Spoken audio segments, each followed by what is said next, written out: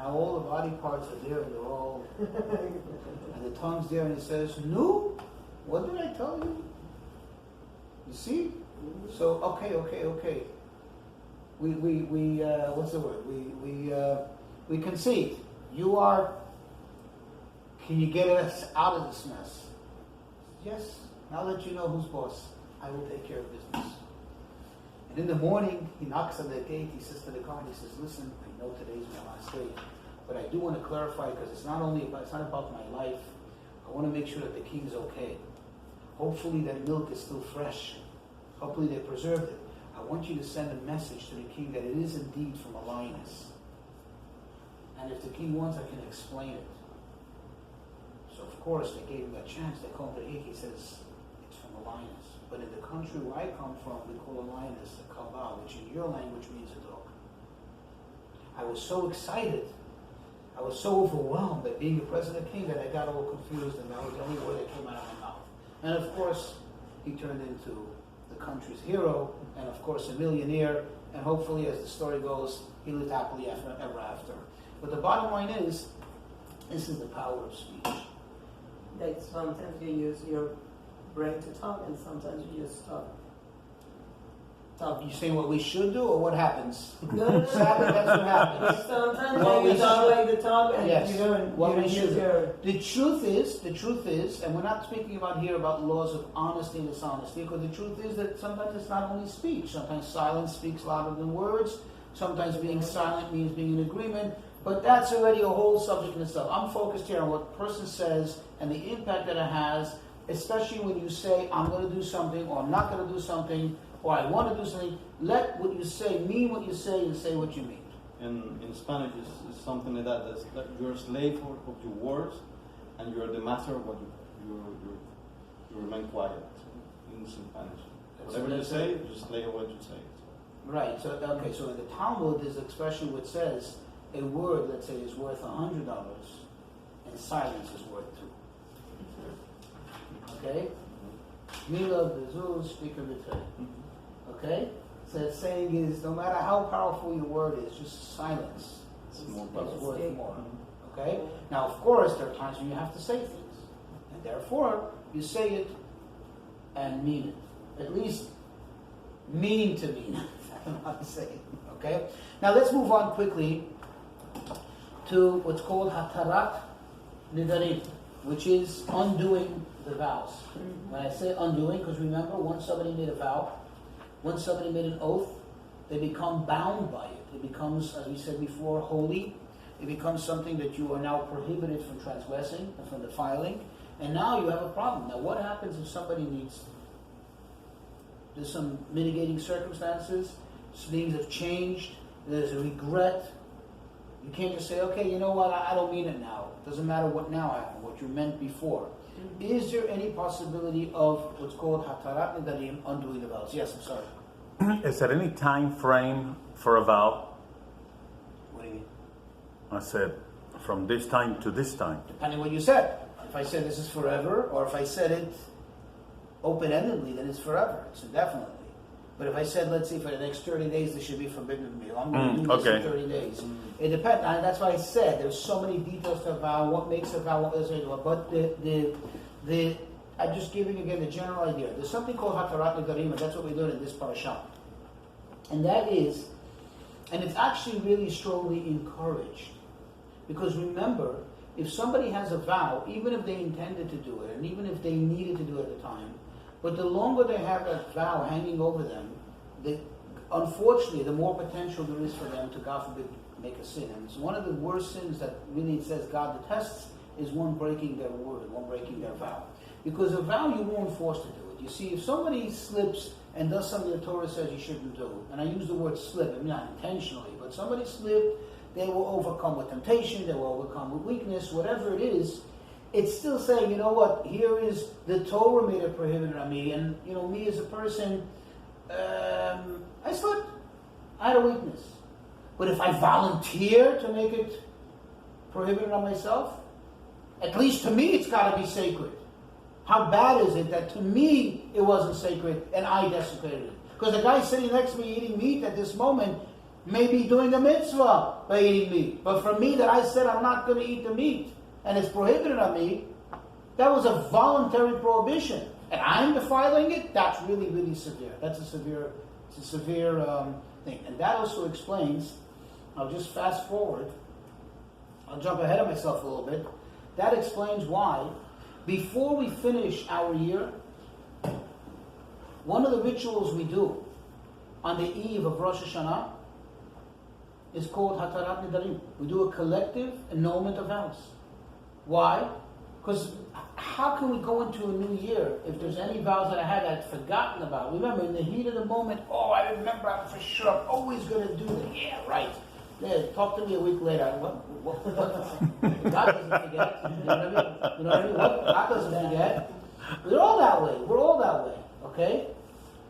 Listen, and the good side of it is, thank God we don't always remember the heat of the moment when we were angry, when we're this, we're able to move on. But the bottom line is, we don't live in that moment. That moment doesn't live forever. To us, it's a finite moment that came and went. To God, it's not. It's infinite. It's there.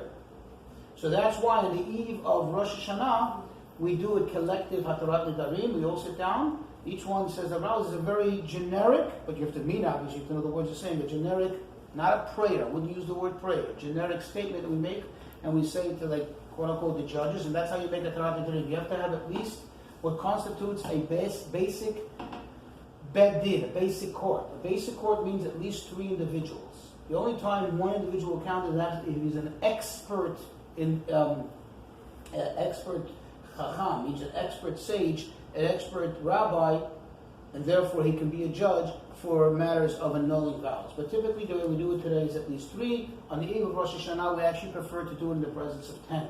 They usually have 11 people. Each person would stand up and annul the vow in front of everyone, and they say it's annulled. There are certain vows that can never be annulled. One of them being, if it says if one makes a vow, what's called al dat Rabbi, meaning he does it on the virtue of the community, meaning on the virtue of them hearing it. Now you can't annul it. It's no longer a personal thing to put it out of your hands, that you're doing it in accordance with their opinion. That's over. That's out of your hands, you can't. But that's an exceptional case. But typically, you make a vow between you and God, you could annul it. The annulment, here is the idea of it, and I don't want to go into details because there's no time, and I can't really claim to be so well versed to be able to just shoot it out like that. It's something that certainly is worth studying. The idea behind it, the concept behind it is as follows. It's not like you say, okay, so you came for confession, it's all gone. Especially if you put a nice donation in the basket, then it's for sure all gone. That's not what happened here. What happens here is as follows. The bed din, meaning the court, is essentially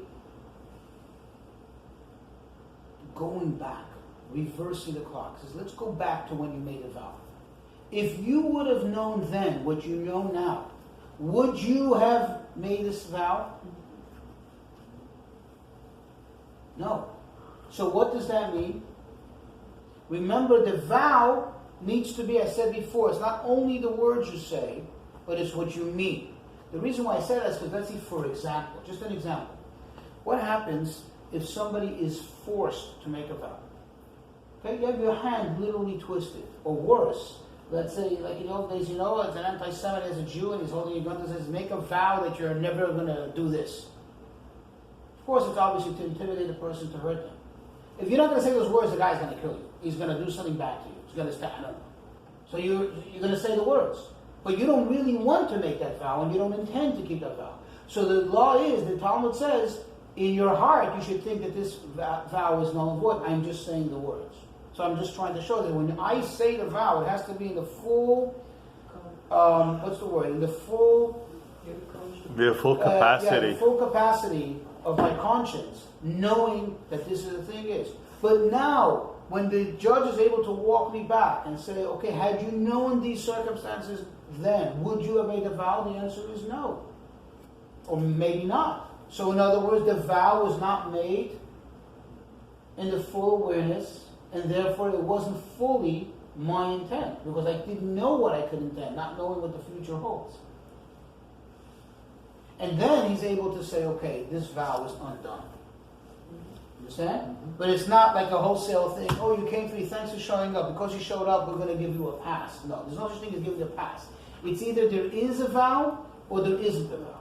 There may have been a vow to this point, but once we've proven that this vow was made on the wrong pretense, then the vow is undone.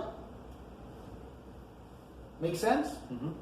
Okay, so that kind of wraps up this whole thing of a vow. And of course, another very significant time, which sadly most people think is just some kind of nice prayer, some kind of very, very ritualistic prayer, is what we do the night of Yom Kippur.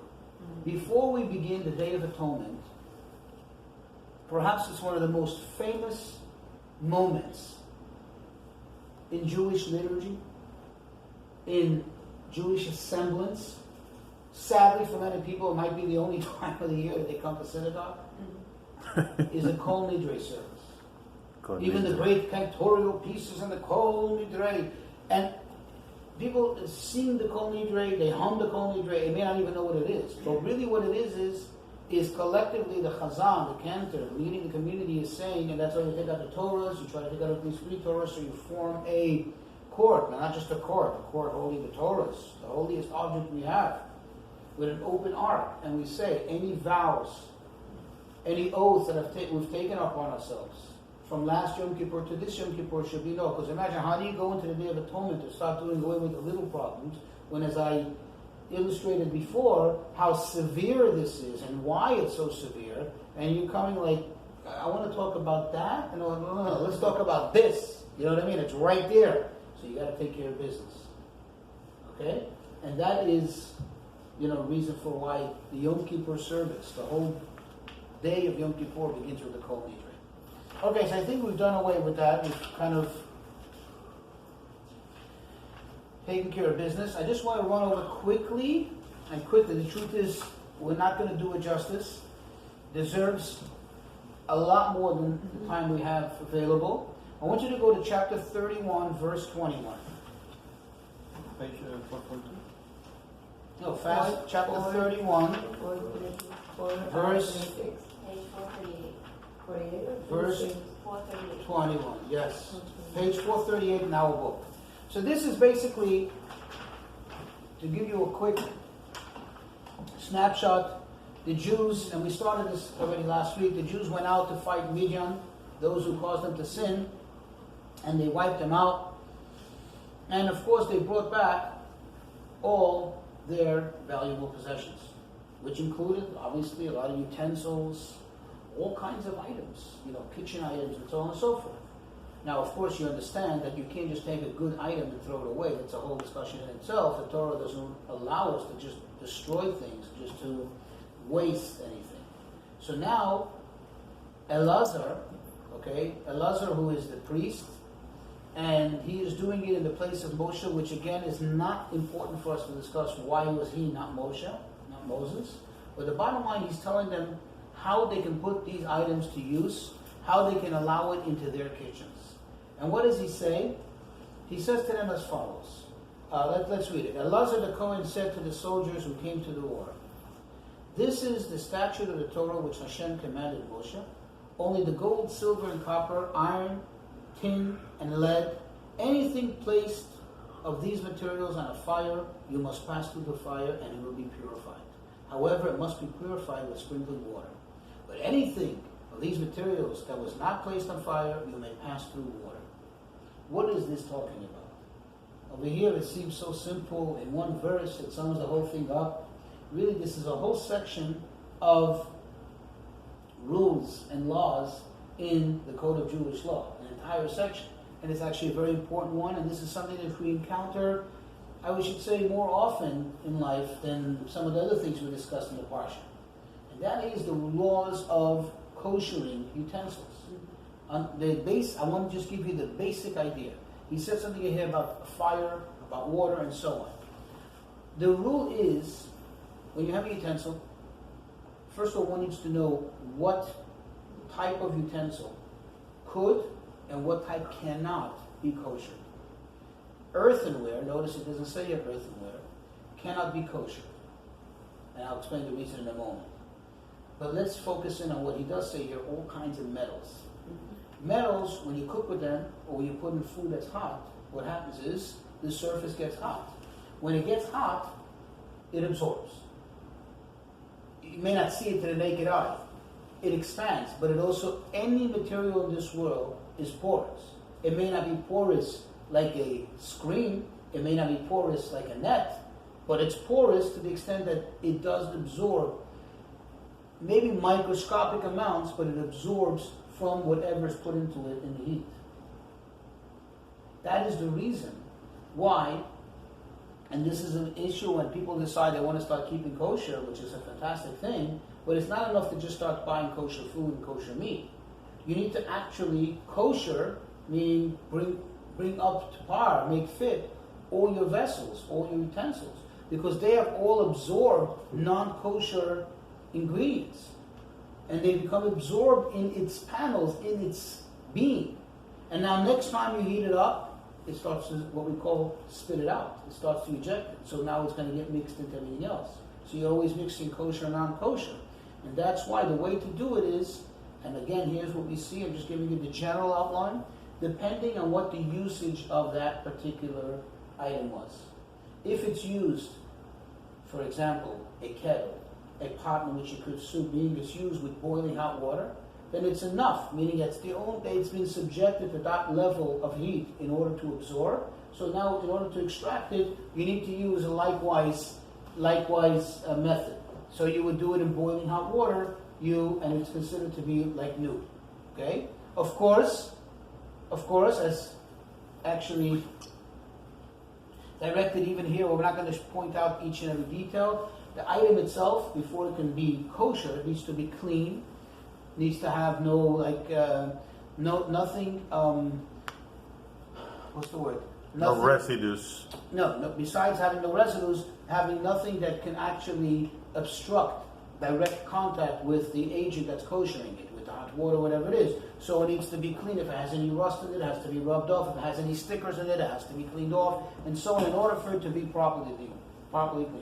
Now, if it's an item that's used on a direct open flame, let's say like a skewer, that's an example the Torah gives, or a grate that's on an open flame, you can't just put it in hot water, because the grate, the level of heat that it had to absorb is certainly much greater than what you're going to attack it with now. You understand? So it's not going to generate the same heat to have it bring out. Now, all this stuff, by the way, I don't know, maybe you know, you're a chemist, I don't know it's from a scientific, just from halachic perspective, but I have an inkling, a very strong feeling that scientifically we know, you said how it expands, how it moves, how things are absorbed and out, and that you'll be amazed that, people go, oh, is the Torah true? Torah true. Before people had any idea of any of this stuff from a scientific perspective, we already knew this in Jewish law.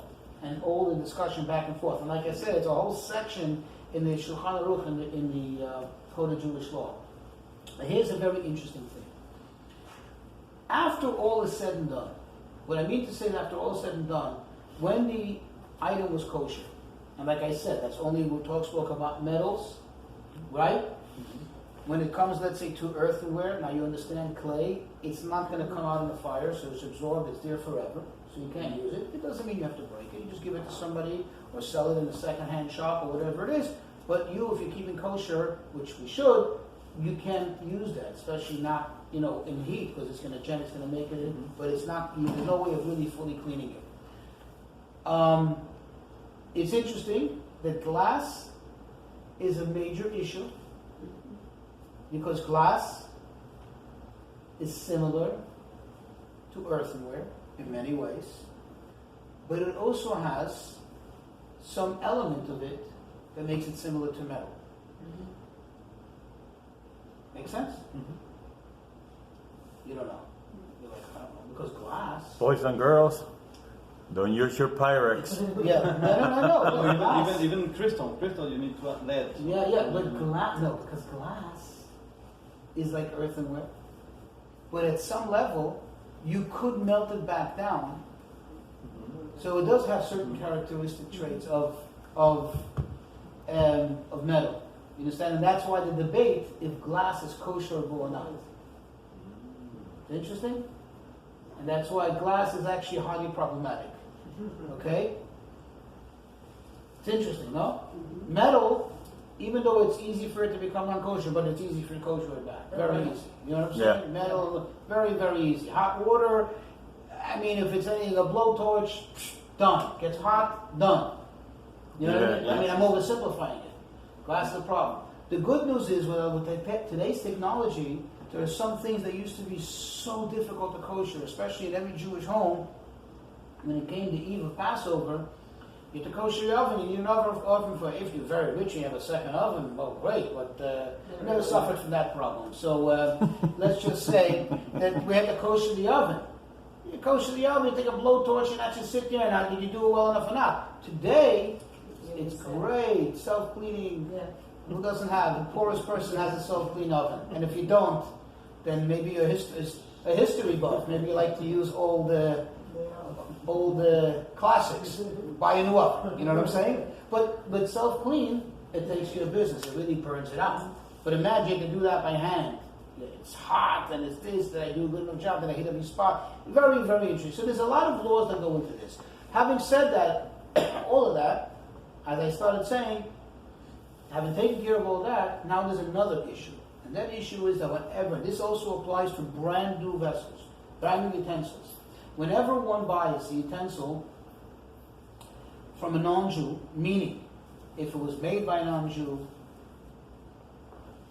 then that utensil needs to first go through an immersion in the mikvah. It has to go through an immersion. That's what it says over here. Look at the end of verse 23. However, what does however mean? However, meaning in any case, it must be purified in sprinkling water, which means a mikvah. And that's only which type of vessels? Only those that are prone to, and therefore are able to be kosher. And that's the vessels you mentioned before. That is what? All kind of metals. And because we're not certain, I remember I told you that glass in many ways is similar to metal, so we also immerse glass.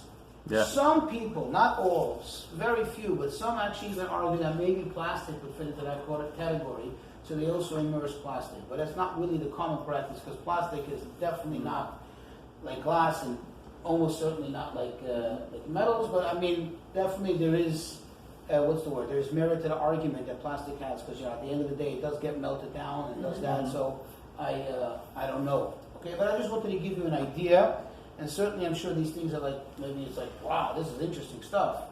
It's crazy stuff, right? Crazy in a good way, of course, right? Like, I'm good crazy too, but, right? So, everybody's laughing. I'm not sure if you're laughing with me, but in any case, these actually, the good news is, there are many, many, many practical books. I say many, many, all kinds of different levels, practical books available to aid the general idea, the laws of koshering, and how to kosher, and so on and so forth. Of course, on a much more sophisticated level, the good news is it's got nothing to do with us. I'm talking about it on an industrial level and a commercial level. There are bigger issues, because remember, these are now you understand something. Let's give you an example. Give you an example. Where it can be like, whoa, and who's doing it is the what I call it, the authorizing kashrut of the body that's the authority supervising the kosher supervision of the, let's say, an event in a hotel. There's no doubt that you can't just start rolling in massive equipment, the equipment they got there. You're talking about fryers, commercial fryers. That's not going nowhere. Yeah, it's not going nowhere, and you're not bringing in your own equipment. Okay, you're not. Okay, not at that level. So what do you do now? You're making an event for 4,000 people, 400 people. You're making a wedding. You're not going to bring in a few little ovens and start cooking, and you can't barbecue that. These things need to be kosher. Someone needs to know what they're doing. Someone needs to know to deal with the issues. Remember, sometimes you can't just, let's just burn what out of it. No, because these things have some very great sophistication. A lot of these things have very, very sensitive thermostats, because these are high-end ovens. Mm-hmm. So if you're just going to blowtorch the thing like a crazy person, you're going to blow all those huge thermostats worth a couple of $1,000s. You understand? You understand? No, yeah. Okay? How do you deal Very with a well. fryer? A fryer is used with hot oil. How do you kosher a deep fryer? I'm saying there's sometimes things that are not kosherable. But then let's talk about now. I just want you to understand, when you buy a product and it says OU or OK or whatever, oh, what's the big deal? Just check the ingredients. Oh no, not so fast. Because remember, if I'm buying a product, very innocent, a drink, I don't know, a nice refreshing drink, innocent, look at it, it's got nothing in there. Why do I need to have a kosher supervision? Where was that bottled? It was bottled in somebody that just makes that drink? No, the company makes 10 different drinks, or even more. It's a lot easier when it's the same manufacturer making the same items. How about like most of our products? I want to say let's just say a significant amount of our products Come from a multi-facility. They come from facilities that make multiple different things. Anything from, I'll give you an example. I went to a place where they do breads. They do all kinds of breads, baguettes and all that stuff. I said, what's the big deal? Bread is bread. Bread's kosher. This bread's kosher. Well, guess what? They happen to also have some runs of Cuban bread in those same machines. Everybody knows what goes with Cuban bread. Lard.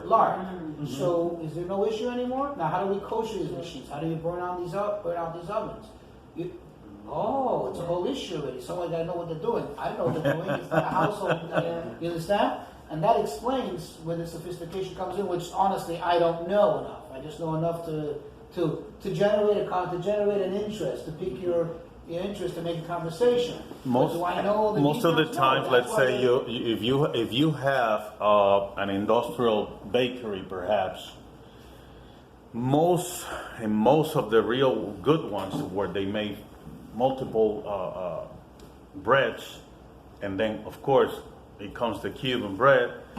If the people, quote unquote, know what they're doing, the dishwasher machine have what they call a heating booster, where the water is going to come to close to 300 degrees.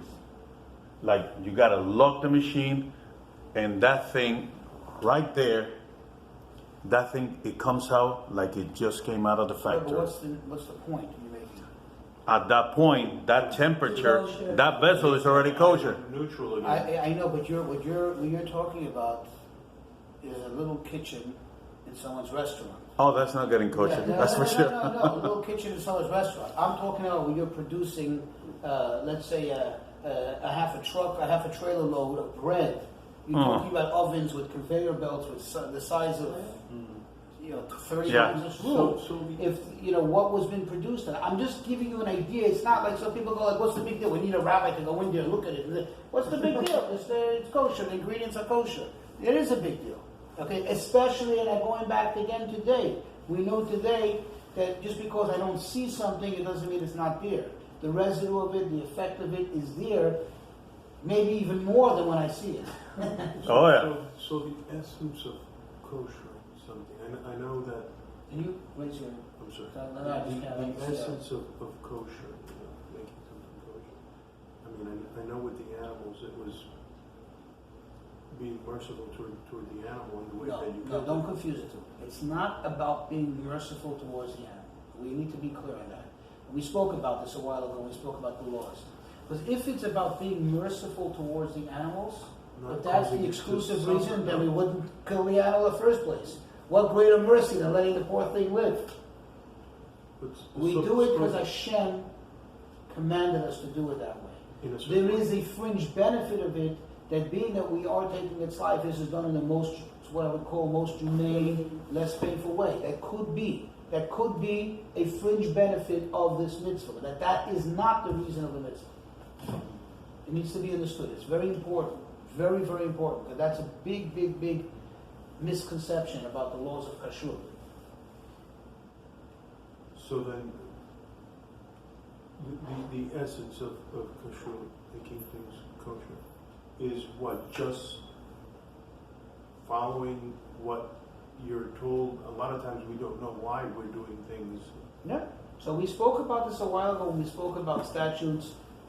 The laws of kosher fall into the category, for the most part, they fall into or primarily the category of statutes, which is those mitzvot which we do not know the reason for. Anybody that tries to give it a reason is not trying to really enhance